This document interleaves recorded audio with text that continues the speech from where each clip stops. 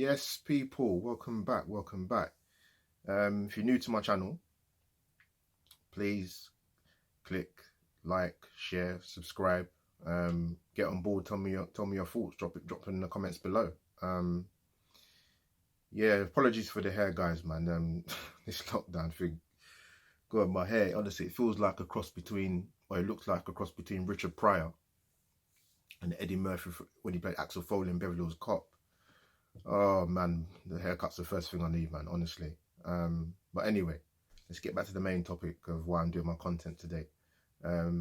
Yeah, my best Arsenal moments, my top 3 Arsenal moments. Now, there's some very, very, very obvious ones. Obviously the Invincible season, and I'm gonna talk about that first because I don't know if you guys are gonna agree or not, but you know, people seem to denigrate our Invincible season. Oh, there was too many draws. Like, even with the dominance of Chelsea, Liverpool and Man City in recent years, they never went, you know, they've not gone for a season where they've gone unbeaten in the league. I mean, Liverpool haven't even won the Premier League since its existence. So, you know, what can I say? Sour grapes, innit?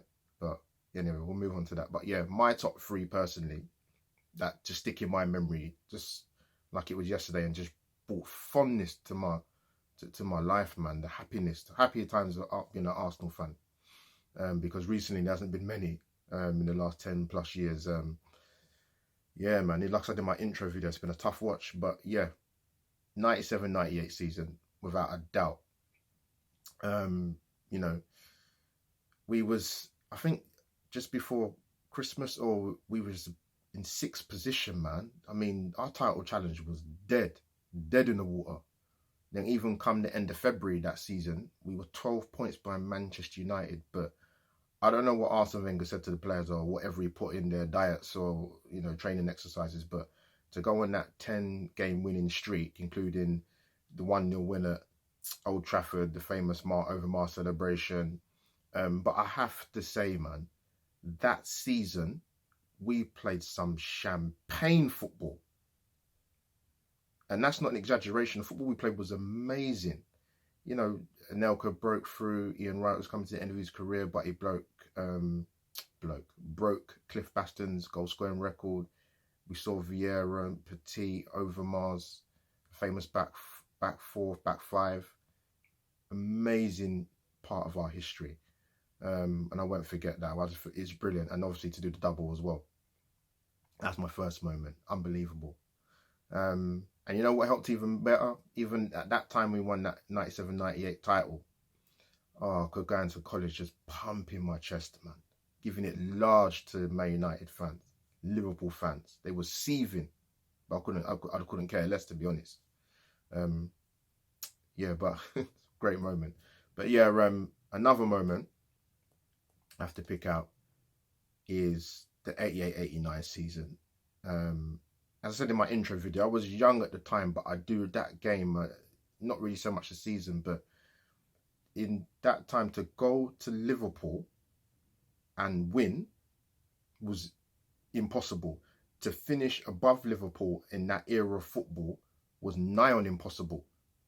And George Graham masterminded a masterclass, really, to be honest with you. You know, those days, man, you know, just unbelievable. I think the greatest moment in our history for me personally. And like I said in my intro, that you know, to be honest, the first goal, to be honest with you, I still don't understand what the Liverpool players were complaining about. It's, you know, great free kick in from Nigel Winterburn. Smudger goes in 1-0 up, great header. But I have to say, the second goal, man, incredible.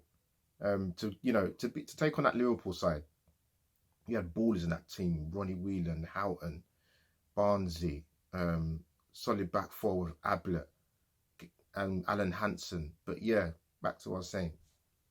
The second goal, man, was a wicked team goal, man. Like, don't get it twisted. You know, throw out from John Lukic to Dixon. Dixon clipped a great ball into Smudger. People need to give Alan Smith credit. He was obviously good in the air, but he had the fantastic ability to hold up the ball, man. He has a sublime first touch, lays it off to Michael Thomas with a brilliant pass. Yes, it was a bit of good fortune with the ricochet of Stevie Nicol, but you know, Michael Thomas done the rest, and it's up for grabs now and smashes it past Bruce Grobbelaar, man. And yeah, what I mean, I wish I was my age now back then, man, because I would have lost it even more than when I was a child. It was incredible scenes, brilliant, brilliant moment.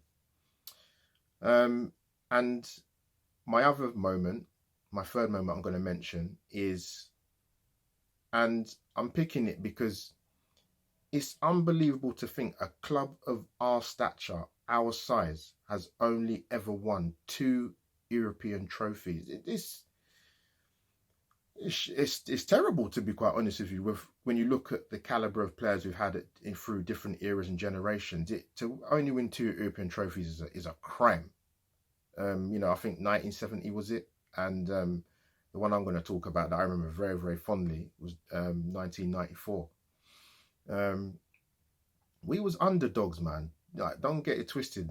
We had a puncher's chance, like you do, but you know, we was playing a top side in Parma. We finished 5th in the Italian league that season. And what you got to remember is the Serie A in the early 90s, mid 90s was a top league, man. You had some ballers in that league playing at the time.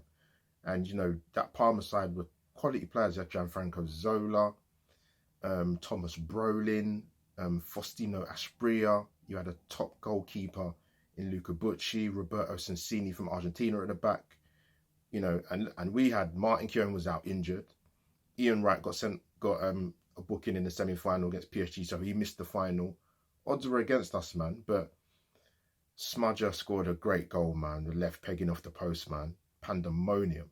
But if you ever wanted a game to remind you of 1-0 to the Arsenal, that typified it. We were gutsy. We rode our luck. Defensively, we was outstanding. And we pulled off an unbelievable miracle. Fine moment, like I said, our European record, 2 European trophies, man. That is dire. Unbelievable. But yeah, proud moment. Proud moment. And I have to touch on George Graham. Don't get me wrong. Loved Arsene Wenger. 22-year career at Arsenal. Personally, for me, stayed on way too long, and he should have went or been removed. Personally speaking, the 2013-14 season, that would have been ideal for us to try and rebuild and progress to compete again. Forget about winning, competing. You have to compete first to win things, and we haven't done that for many a year. But yeah, George Graham. No, Wenger I was talking about, isn't it? Yeah, Wenger, Arsene Wenger. Yeah, you know, greatest manager in our history. Let's get it right. Yes, we have our grumbles with him for his sort of last 10, 12 years at Arsenal. But came into the English game unknown. Famous line, Arsene who? But yeah, very successful manager, Arsene, man. But for me, George Graham was my guy, man. I call him Gorgeous George. When he left Arsenal, I was devastated. But yeah, I don't think he gets the credit he deserves, man. Was it 6 trophies in 9 years, I believe? Correct me if I'm wrong. Drop in the comments below. An European trophy, 2 League Cups, an FA Cup. And he masterminded 2 league titles in an era where, when we won in 88-89, we hadn't won the league since he was playing for Arsenal in 70-71, I believe. And then, you know, he masterminded us winning another league title when we won the league in 1990-91. And remember, we only lost 1 league game that season, and we lost that bloody Chelsea 2-1. But yeah, George's record was second to none, man. Like, and I don't think that ever should be forgotten. Yes, Wenger was a massive part of our history, but George Graham was my guy, man. I wish he was we still had him around to work on our defensive side of our team, man, because as every Arsenal fan knows, up and down the country and globally, our defence as a unit, individually, has been shocking, appalling. But yeah, George Graham was my guy, man. Loved him to pieces. But yeah, that was my favourite Arsenal moment. So yeah, drop in the comments below what were yours. What was the defining moments that make you remember it? Click like, share, subscribe, and yeah, I'll be bringing you some more content soon. Yumo's over and out.